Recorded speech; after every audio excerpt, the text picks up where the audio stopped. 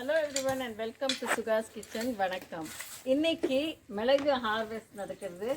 அதுக்கு மிஸ்டர் சின்ன கோவிந்தன் அவரோட டீமை கூட்டிகிட்டு வந்திருக்கார். ஸோ எல்லாருமா அந்த மிளகை பறிக்கிறார். இந்த மிளகு வந்து பறிக்கிறதுக்கு ஆச்சுன்னு எப்படி தெரிஞ்சு கோவிந்தன்? இது பக்கத்து வந்துருக்குங்களா, இது பார்க்கலாம் மஞ்சள் கலர் ஆகிட்டு இருக்கு. பழம் வருது, இந்த பழம் வந்திருக்கிறதுனால இந்த மஞ்சள் கலர் வந்திருக்கும். எப்படி காமிச்சிங்கன்னா நல்லா பக்கத்து அங்கே இருக்கு, இங்கே இருக்குது பாருங்க. அது வந்துச்சுன்னா எல்லாம் வந்துச்சு. இது பாரு, இதெல்லாம் வந்தது. சரி, இந்த பக்கத்துக்கு வந்துச்சுன்னா எல்லாம் ஒரே சமம். அது வந்து பழுத்துச்சுன்னா உளுந்துரும் கீழே. இந்த டைம்ல இதை பறிச்சாகணும். பறிக்காம விட்டீங்கன்னா இதெல்லாம் வந்து கீழே இறங்கிடும், வேஸ்ட் ஆகிடும். இப்போ இது 1-2 பழுத்தாலே ரெடி தான். ஆமா, ரெடி தான். பழுத்தாலும் ரெடி ஆகிடுது. இது எல்லாமே பருவத்துக்கு வந்துச்சுன்னு ஓகே. இதை விட்டு இப்போ வேஸ்ட் ஆகிடும், வேஸ்ட் ஆகிடும். எல்லாமே ஒரு சமமா வரும். ஓகே. அப்புறம் இது குருவி சாப்பிடுங்கிறாங்களே, குருவி இருந்து தெரியுமா? சாப்பிடும். இந்த குருவிக்கு இது காரமா இருக்காதா? காரம் இருக்கும், அதோடைய மூப்பை சத்து பண்ண மிளகா பழத்தை கூட சாப்பிடும். மிளகா பழத்தை சாப்பிடும், இதுவும் சாப்பிடும். அதாவது இது பாத்தீங்கன்னா இது இயற்கை மாதிரி தானே, இது அந்த மருந்து போட்டு இருக்கணுமா, அதனாலதான் அது சாப்பிடுறதுல சில காலம் அது வாழ்ந்து இருக்குது. இந்த இயற்கையான மருந்து போல இதெல்லாம் காரணம் இருக்குது. இப்ப நம்ம எல்லாம் என்ன சாப்பிடுறோம்? இப்பெல்லாம் மருந்து விவசாயத்தை எதுல எல்லாம் பார்த்தாலும் கெமிக்கல் சாப்பாடு பார்த்தாலும் இந்த கஜனா மோட்டாலும் போட்டு சமைக்கிறாங்க, சாம்பார் போடுறாங்க. அதனால வந்து நம்மளுடைய லிவரே எல்லாமே அவுட் ஆயிருக்கு. அது நல்லா சொல்லுங்க, என்ன சொன்னீங்க? அது கஜனா மோட்டான்னு சொல்லுவாங்க ஹோட்டல்ல பாத்தீங்கன்னா, கஜனா மோட்டான்னு சொல்லுவாங்க. அதை வந்து யூஸ் பண்ணுவாங்க சாப்பாட்டுக்கு சில ஹோட்டல்ல எல்லாம். அதெல்லாம் நம்ம வந்து இயற்கையான சாப்பாடு யாருமே வந்து யூஸ் பண்ண மாட்டாங்க. அது என்னன்னே தெரியாது, நம்ம பழங்குடிய மக்களுக்கு அது என்னன்னே தெரியாது. அந்த கஜனா மோட்டை வந்து டேஸ்ட்டுக்காக போடுவாங்க.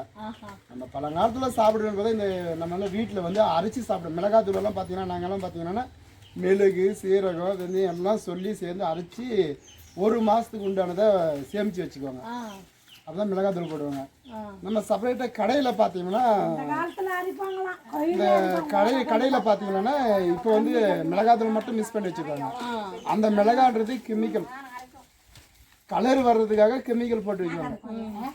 அந்த கலர் வர்றதுக்காக நாங்கெல்லாம் வந்து விவசாயம் பண்ணுற மிளகாய்க்கு வந்து கெமிக்கலை போடுவோம். அந்த மிளகாய் வெயில நல்லா உணர்ந்து வச்சா கலர் நல்லா சுவையேன்னு பழத்து மாரி வரும். அதை வந்து நாங்கள் வறுத்து அதை அரைச்சி நாங்கள் வீட்டுக்கு வச்சுருவோம். மல்லிக்கடலை எதுவுமே அதை போல செய்ய மாட்டாங்க. அதுதான் வருங்காலத்தில் இருந்தாங்க. இப்போ எங்கள் அப்பாவுக்கெல்லாம் பார்த்தீங்கன்னா 90 வயசுக்கு மேலே ஆகும். அவர் இன்னுமே வந்து விறகு உடைக்கிறாரு. அவர் சாப்பிட்ட சாப்பாடை பார்த்தா இன்னும் விறகு உடைக்கிறாரு. நம்மளால இப்போ முடியல, ஏன்னா கெமிக்கல் சாப்பாடு. ஒரு படி அப்படியே தூக்குவாங்க. அப்போ இந்த இப்போ எங்க தூக்குறது? ஒன்றும் தூக்க முடியல, குழந்தைய தூக்க முடியல. அவ்வளோ கஷ்டம். சாப்பிட்றது பிறகு கெமிக்கல் சாப்பாடு. விவசாய நிலத்துல யாருமே விவசாயம் பண்ணுறது. விவசாயத்துல எங்க அப்பா கற்றுக் கொடுத்தாங்க, நான் இருக்கேன். நான் என் பையன் செய்யுதுன்னு தெரியாது. விவசாயம் என்ன பண்றாரு பையன்? இப்பதான் 12th படிக்கிறான். அவனை விவசாயம் விட மாட்டேங்க. இல்ல, விவசாயத்தை மட்டும் இருக்கிறோம்.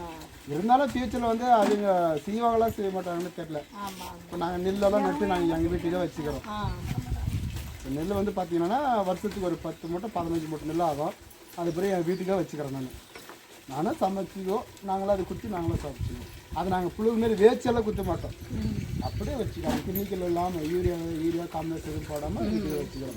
வெறும் மாட்டு சாணம் மட்டும்தான், மாட்டு சாணம் மட்டும் போட்டு விவசாயம் பண்ணுவோம். அதே போல் இந்த மெழுகு வந்து இந்த குருவியெல்லாம் வாழுது காரணம்னா இயற்கையாக முறையில் இருக்குது. இருக்குன்னா மருந்து போட்டுருக்கு, உடனே இல்லை. இப்போ நம்ம சாப்பிட்றோம்மா, எங்களுக்கு இருக்கிறத சாப்பிட்றோம். கடையில் போங்க பாருங்கள், இந்த டேஸ்ட்டு கலர் வருது ஏதோ எல்லாமே போடுவாங்க.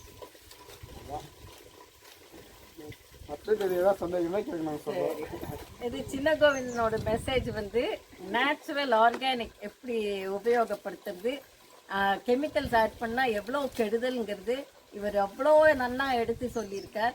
இதுக்கு கான்ஃபரன்ஸு, கோஆர்டினேஷன், ஆர்கனைசேஷன், கவர்மெண்ட் லா, கான்ஸ்டிடியூஷன் ஒன்றுமே வேண்டாம், மனசாட்சியில் வச்சு சொல்கிறார் அவர்.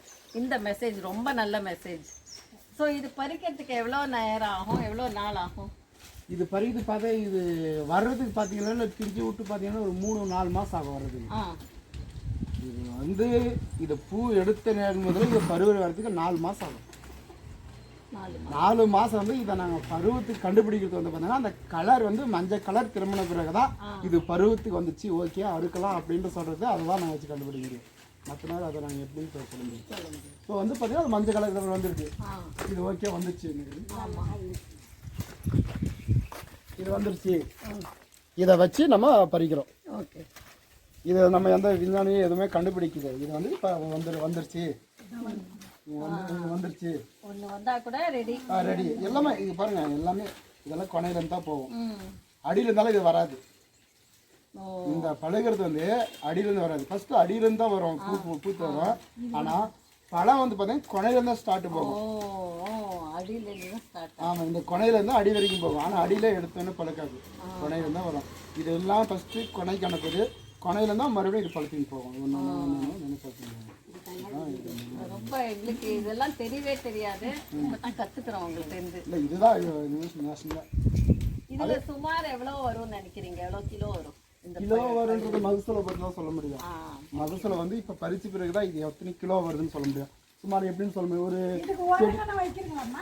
இதுக்கு மாட்டு இப்போ சாணமெல்லாம் கொத்தி வச்சிருந்தீங்கன்னா ஈல்டு வரும். பார்த்தீங்கன்னா ஒரு செடிக்கு என்னுடைய இந்த செடிக்கு பார்த்தீங்கன்னா 3 கிலோ 4 கிலோ வரணும். இது ஒரு செடிக்கு. ஆமாம், இவ்வளோ செடிக்கு பூ செடிக்கெல்லாம் வைக்கிறோம்.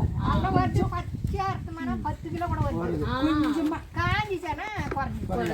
இப்போ இதை பார்த்தீங்கன்னா இதை வந்து இந்த செடிக்கு என்னுடைய இந்த மரத்தில் இருக்கிற செடிக்கு பார்த்தீங்கன்னா ஈல்டு வந்து பார்த்தீங்கன்னா இப்போ இருக்கிற ஈல்டு 2 கிலோ இல்லை 2 கிலோ தான் வரும். எல்லாம் காஞ்சி பருவத்தை எடுத்தால் 2 கிலோ தான் வரும். இதுக்கு மாட்டு சாணம் வச்சு தண்ணி வச்சு பண்ணிங்கன்னா இதோடைய செடிக்கு மட்டும் ஈல்டு பார்த்தீங்கன்னா 3 கிலோலேருந்து 5 கிலோ வரைக்கும் எடுக்கலாம் ஒரு செடியில். அதுக்கு ஈல்டு தரணும். நம்ம எப்படி மனுஷனுக்கு சாப்பிட்டா எழுத்த இருக்கிறோமோ அதுபோல் அதுக்கு எழுத்த தரணும், கொடுக்கணும்.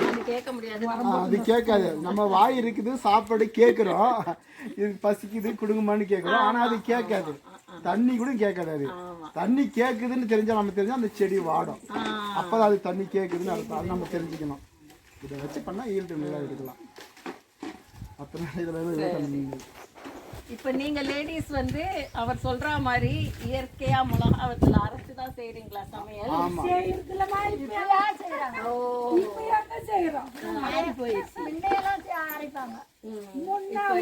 எங்க அம்மா காலத்துல அரைச்சு சாப்பிட்டுருக்காங்க.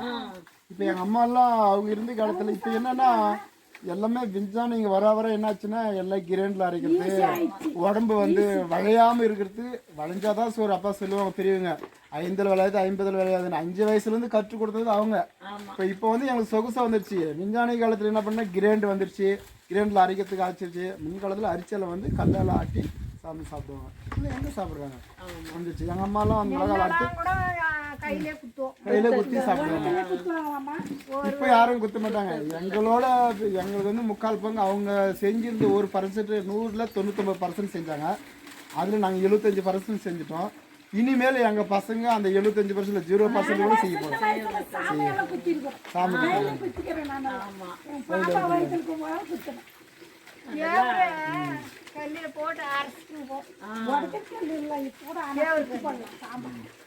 அந்த சாம அரிசின்னு இப்போ வந்து இயற்கை மாதிரி தராங்களா?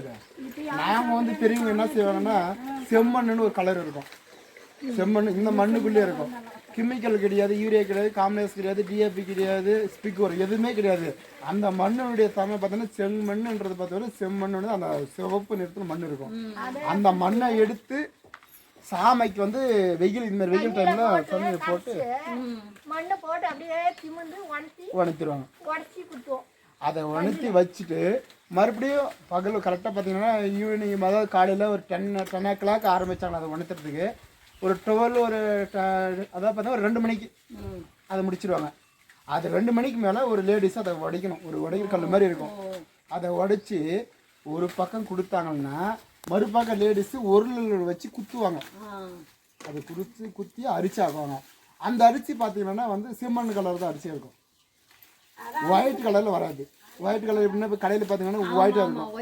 அது ஒயிட் அப்படி இருந்தாலும் டேஸ்ட்டு வராது. அது நீங்கள் வந்து பார்த்தோன்னா சாப்பிட்றதுக்கு அந்த ஒயிட் அரிசி மண் அரிசி என்ன பண்ணணும்னா மறுபடியும் தண்ணி ஊற்றி அந்த அரிசி அலம்பும்.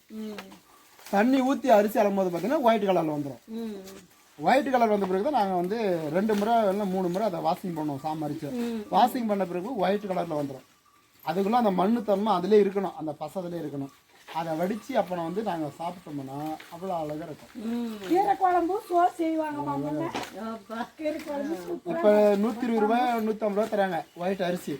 அதை இப்படி பண்ணி தர சொல்லுங்க பார்ப்போம். குத்தி மண் போட்டு உடைச்சி குத்தி கொடுத்தா 120ல் 150 கொடுத்து கூட வாங்கி சாப்பிடலாம். 150 கொடுத்து வாங்கி சாப்பிடலாம். ஏன்னா அது வந்து அதோடைய மண் சாமையை போட்டு செஞ்சு கொடுக்குறாங்க. இப்போ என்ன பண்ணுறாங்க, அதை எடுத்து போய் நல்லா இருக்கிற சாமி மிஷினில் கொடுக்குறாங்க, மிஷின் வந்து அரிச்சு ஆக்கிடுது. அதுக்கு எங்கே வர மாதிரி தர மாட்டேங்குது. அது வந்து எங்கள் அம்மா அப்பா இருந்தாங்க பார்த்தீங்கன்னா அந்த வயசுலேயே முடிஞ்சிச்சு. இப்போ இனிமேல் சாப்பிட மாட்டாங்க, இது செஞ்சு சாப்பிட மாட்டாங்க. போல ரொம்ப நல்ல விஷயம் சொன்னீங்க. இந்த மாதிரி விஷயம் நாங்களும் கற்றுக்குறோம், நீங்கள் பார்க்குறவாளும் தெரிஞ்சுக்கலாம். நல்லா ஸ்ட்ரெயிட் ஃப்ரம் சின்ன கோவிந்தன் நல்ல மெசேஜ். இந்த லேடிஸ் எல்லாம் ரொம்ப நல்லா எல்லாத்தையும் பார்த்து பார்த்து எடுக்கிறா. ரொம்ப அருமையாக இருக்கு. தேங்க்ஸ்.